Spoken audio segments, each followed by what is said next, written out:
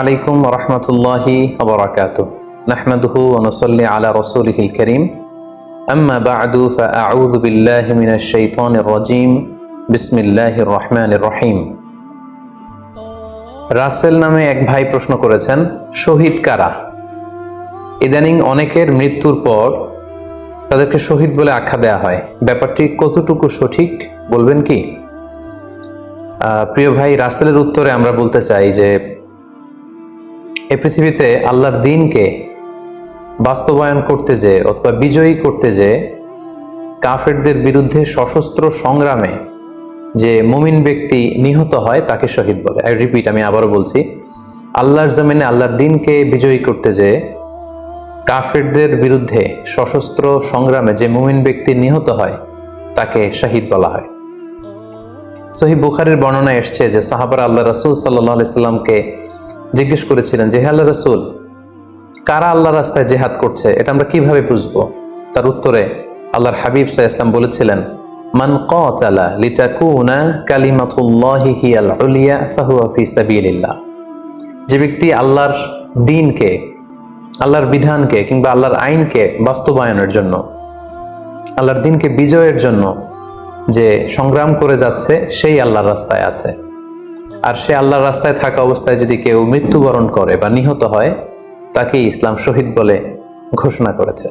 তবে সেক্ষেত্রে একটি শর্ত রয়েছে, সেটি হচ্ছে দুনা গারাদিন মিন আগরাদিদ দুনিয়া। দুনিয়ার কোনো কারণে, দুনিয়ার কোনো লোভে পড়ে, দুনিয়ার কোনো স্বার্থের জন্য যদি কেউ আল্লাহ রাস্তায় জিহাদ করে মৃত্যুবরণও করে, সেই শহীদের কোনো মর্যাদা বাদাম আল্লাহ তাআলার কাছে নেই। কারণ আমরা হাদিস থেকে জেনেছি অনেক শহীদ কিয়ামতের ময়দানে আল্লাহ তাআলা তাদেরকে জাহান্নামে ফেলে দিবেন। আল্লাহ বলবেন যে, তুমি তো দুনিয়াতে জিহাদ করেছিলে যে মানুষ তোমাকে বীর বলবে, মানুষ তোমাকে সাহসী বলে ঘোষণা দিবে, বাহাবা পাওয়ার জন্য তুমি জিহাদে অংশগ্রহণ করেছিলে এবং সেখানে নিহত হয়েছ।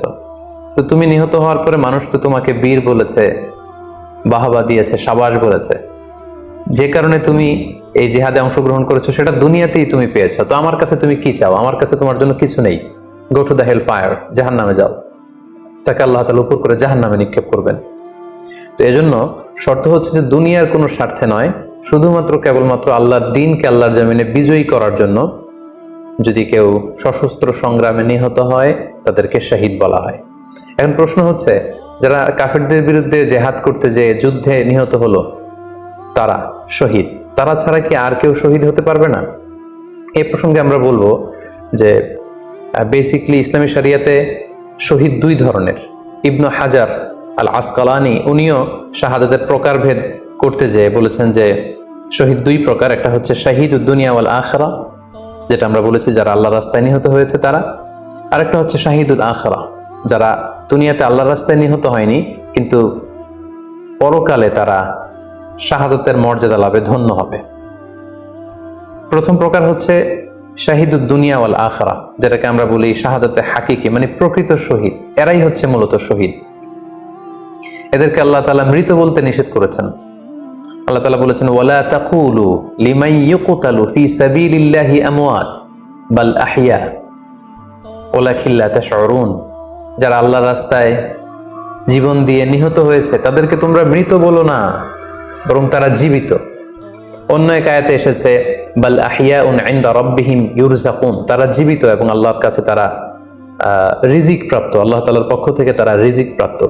তাদের মর্যাদা আল্লাহ তাআলার কাছে এত বেশি যে তাদেরকে নিহত হওয়ার পরে কোনো জানাজার আগে গোসল দিতে হয় না। তাদের রক্তাক্ত দেহটাকেই সরাসরি জানাজার পরে দাফন করে দিতে হয়, কেননা সেই ঝরঝরে রক্ত নিয়ে তারা সেদিন কিয়ামতের দিবসে আল্লাহ তাআলার দরবারে তারা হাজির হয়ে যাবে।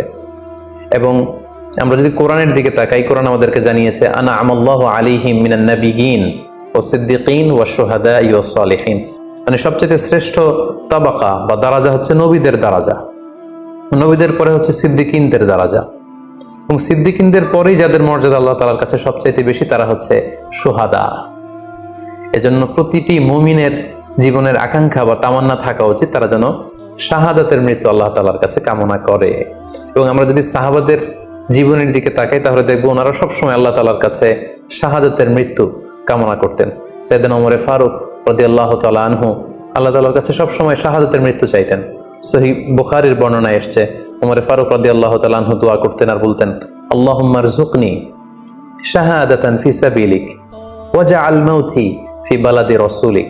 মানে হে আল্লাহ, আপনি আমাকে শাহাদাতের মৃত্যু নসিব করুন এবং আপনার প্রিয় হাবিবের এই শহর মদিনা শহরে আমার মৃত্যু আপনি নসিব করুন। এবং আমরা যদি ওমরে ফারুকের জীবনের দিকে তাকাই তাহলে আমরা দেখব যে উনি শহীদি মৃত্যু লাভ করেছিলেন। একজন অ্যাসাসিনেটরের মাধ্যমে আত্মাইর আঘাতে তিনি শহীদ হয়েছিলেন এবং আল্লাহ রাসূল সাল্লাল্লাহু আলাইহি ওয়াসাল্লামের পাশে আবু বকর রাদিয়াল্লাহু তাআলা আনহু কবর, তার পাশেই কিন্তু ওমরে ফারুকের কবর। তার মানে মদিনাতেই তিনি আল্লাহ রাসূল সাল্লাল্লাহু আলাইহি ওয়াসাল্লামের পাশে